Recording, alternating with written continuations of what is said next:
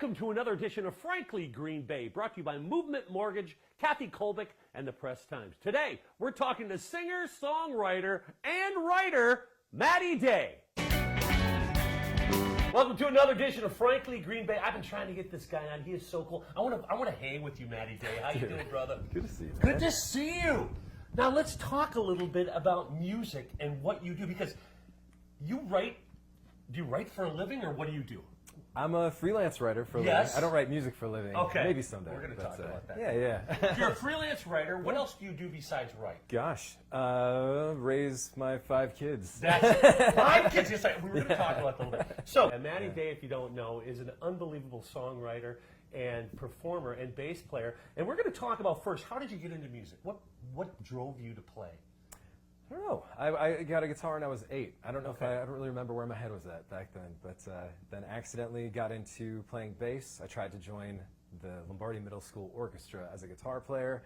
They had me play electric bass instead in the orchestra. Yeah, because bass is your thing now. It is. Yeah, that very I played guitar longer than most people, but I was the only dude with a bass. So yeah, it's gotten me into some very cool gigs. Now, being a bass player means that everybody wants to use you. How many bands have you been in? Is it dude. I know. 40? I mean, 40 bands! Something like that. I looked at your website. It's like crazy. But let's talk about the outstanding ones, the ones that come out in your brain right now, because you played with a lot of people. I mean, what was your favorite band? I know Prigs was awesome, by the way. Thanks, you played man. for us. Yeah, absolutely. But what other bands? Muddy Utters was a big one. Muddy Utters? Oh, yeah, totally. You guys made some cash. We made cash for some other people, probably. Okay. But, yeah, the Foamers, J Council, the Gung Ho's. I've been playing bass for Corey Chisel for about 8-9 years now. Okay. So, yeah. So when you play, because really I've seen that you're really a technically sound bass player, but do you like to write more than you like to play covers, or what is your thing? Oh, man, I go back and forth. I was doing so much original music for a while. I'm now kind of getting back into some cover gig bands. Yeah. Were the muddiest a little bit there? Yeah, sure. Yeah. Let's talk about the Prigs. I mean, you guys put an album out, didn't you? Yeah, we did. And how, do you remember, because I love those songs. Thanks. Can you still find them out there on YouTube and stuff? Yeah, that's all on YouTube, Spotify. We put a lot of that stuff, made sure it was back online after the passing of Ryan.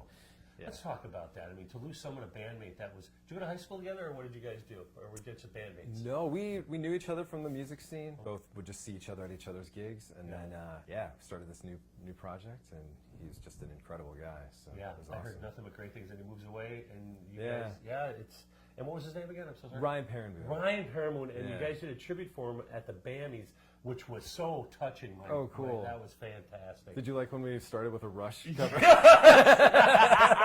All class, yeah. So you guys are also talented. How did you all meet? I mean, you guys just jumped around. Oh, yeah. I mean, I played, it started with Alex Drossert and me talking at the same time as Tony Warpinski and Andrew Klaus were talking. Yeah. And kind of all had the same idea. I play with Alex in a bunch of bands. We're in a band called Hang 10 right now. Yeah. That's our boy band. Are you doing some like summer music type thing? Oh, sure.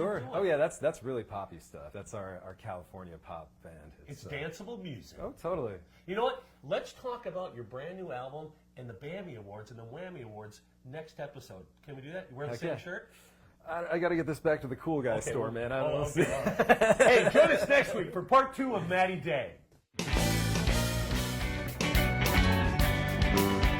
Welcome to another edition of Frankly Green Bay, brought to you by Movement Mortgage, Kathy Kolbick, the Press Times. Today, we're talking to Matty Day, part 2.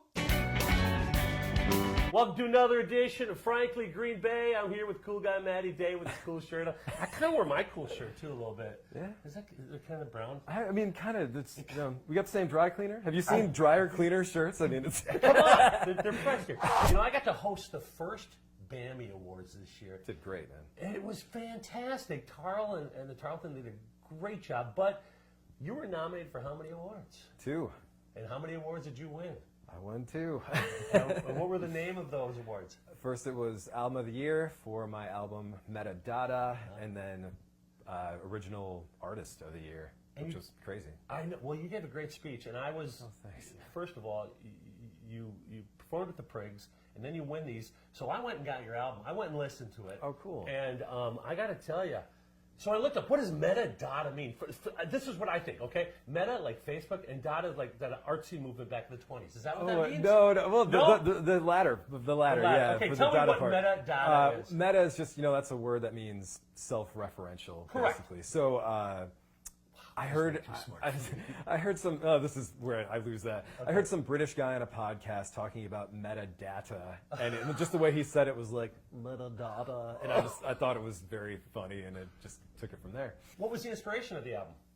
I was thinking I was getting out of music. Actually, yeah. I was right before COVID. I got out of the game. Then COVID took everybody out of the game. Yeah. Then when the world was opening back up, I thought, really, Matty Day, are you really just done? And like, dude, you got these ideas. You got to do something with these. Did you play all the instruments? No.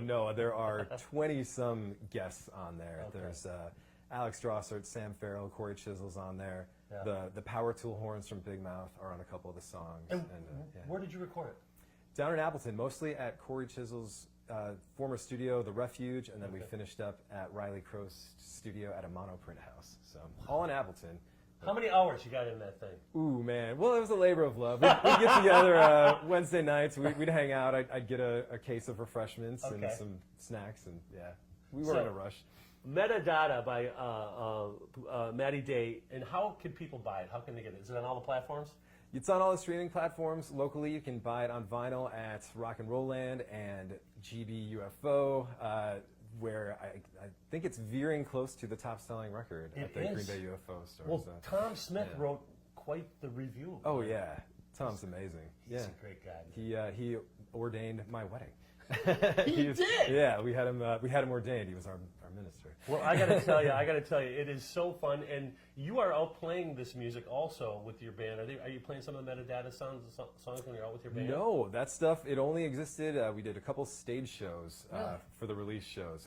I tried to do my best Frank Hermans and write an original stage show, and that is hard, man. I don't know how you do that, dude. I don't know. I got a formula now, and I've been doing it for 150 shows now. Is that crazy? Unreal. 25 years. I'm getting old, dude. That's awesome. That's so cool.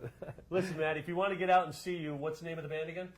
I'm out with Hang 10. I'm out with Country Holla. I'm out with Rodeo Borealis, Corey Chisel, Matty Day. Solo shows, maybe someday. We'll see. Matty, pleasure talking to you, my friend. Pleasure talking to you, too. All right, thank you. Join us next week. Another creative person from northeastern Wisconsin.